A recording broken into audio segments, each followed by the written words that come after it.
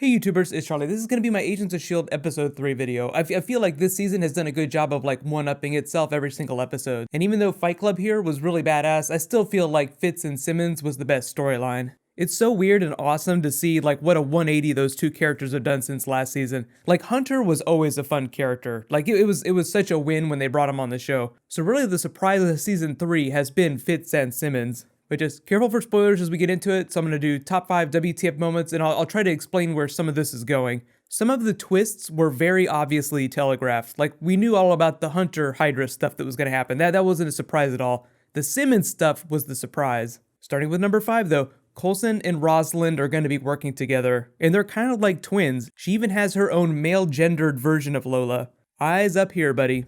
Every missing hand joke that you could possibly imagine. You do get the vibe that they're kind of like this old married couple, like they have this instant rapport with each other, this witty banter where it's like they don't hate each other, but they pretend that they do. If they ever got too buddy-buddy, I feel like it would ruin things. Like just the way things are right now, just perfect. Just more of this.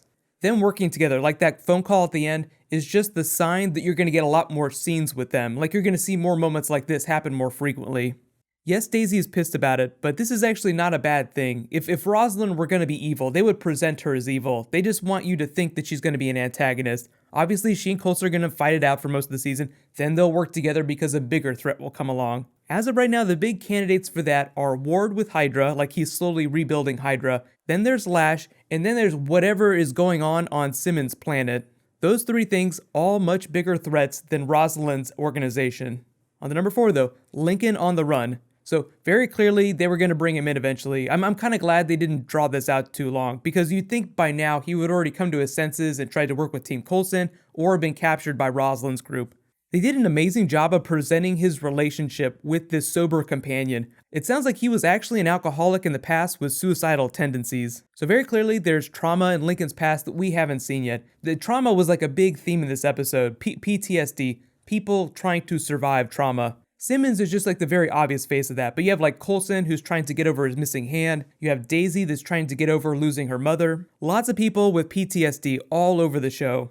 So when Lincoln accidentally killed his friend, you actually felt it. They did a really good job of establishing their rapport. This isn't the first time you called me, so like definitely high fives to the writers for that. Anytime you can make a really brief appearance by a character really compelling, it's always a giant win. But on to number 3, drinks at the British pub. So May and Hunter very clearly trying to infiltrate what they find out is Hydra. I don't know that they know that it's Hydra, but I think they have an idea. The whole idea is that May and Hunter are going after Ward. They need to infiltrate Hydra to do that. This guy here is their in. They need to fight their way in. If you ever watched the first Ninja Turtles movie where you go like down the levels of the Foot Clan's training center, like you have to win your way into the Foot. So the minute they established that Hunter was going to have to fight his way in, all I could think about was that old Ninja Turtles movie. If it had actually been Ninja Turtles though, then May would have like flicked the lights out and beat everyone up, then flick them back on to make it look like Hunter did it. But he goes full on rage face, pulls out the brass knuckles. And the funny thing is that even though his name is Hunter on the TV show, the actor's name is Nick Blood, and he winds up covered in blood on the show. So thus far, this is my new favorite reaction face on Agents of S.H.I.E.L.D. Season 3. When he gets taken, I feel like most people kind of knew that this person was Ward's second in command. So it's like, oh, okay. So when they panned over and you see the Hydra reveal, like you still feel like it's still a big moment, but you kind of saw it coming in the distance. On to number 2, Fitz tries to help Simmons reacclimate to life on Earth. The whole Simmons setup was great, just like the way that she is reacting to all these Earth-based sounds. It sounds like what happened is she just learned to associate certain sounds with the people that were hunting her, or the things. They said there was flora but not fauna. That means there were plants on the alien world, but she didn't see any animals. So I assume when they said there weren't any animals, they weren't talking about whatever was hunting her. But essentially, she's just exhibiting classic PTSD. Like, you come back from a war and you can't handle all the sights and sensations from everything just because you're so used to the alien environment of where you've been. But actually, if you've seen The Martian this past weekend, the Ridley Scott movie, they get really sciencey about what it's like to live in a foreign environment. They actually kind of did that in this episode, so I really appreciated it. Like, there are actually some really serious consequences to your body being in an alien environment for an extended period. Spoiler alert, if you go into space, you will be super cool, but it will destroy your body. So if anything, Simmons should be more strung out. But I mean, this is TV, so they don't want to linger too much in the moment. She's still going to be experiencing like these crazy side effects, but now she has a purpose, which kind of dovetails nicely into my number one WTF moment. Simmons is trying to get back to the alien planet. The shocking twist isn't so much that she's trying to get back, it's that everything that we've seen from her character makes it seem like that was a terrible place that you would never want to go back to. She already told Fitz that her curiosity died when the fear set in, so what is it that she's trying to get back to? Very clearly it's something Kree related because it's a Kree monolith that took her there. But I'm just guessing that it's more complicated than some sort of like weird human hunting future sport planet. It's probably another Kree outpost with other Inhumans living there. We haven't seen a whole lot of evidence yet, but I am expecting that to loop back around on the Lash plot. Like they'll tie Lash to this other place, this other planet. In the comics though, Lash showed up on Earth, so they might just keep him there. But I'd be totally cool if they changed things from the comics and they tied him to this alien planet, because clearly he has to have a reason for wanting to kill all these other new Inhumans. We don't know that they're doing the exact comic book storyline. In the comics, he went around killing new Inhumans because he thought they were unworthy of taking in the Terrigen Mist.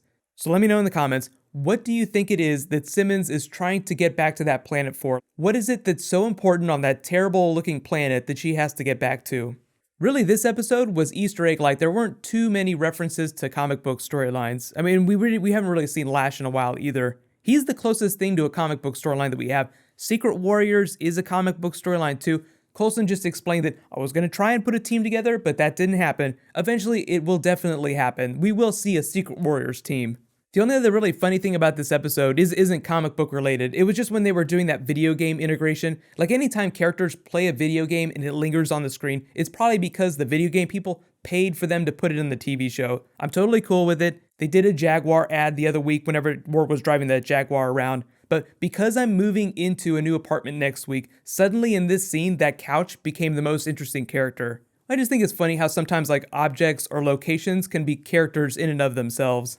So the really big news is tonight we're going to meet Anarchy on Arrow Season 4, so be sure to check the episode out. I'll post my video after it airs. I'm doing a reverse flash ring giveaway, so be sure to subscribe to get everything. If there's any other Marvel videos you guys want me to do this week, just let me know. I've already done a Daredevil trailer video, Punisher, Elektra. It's going to be freaking awesome.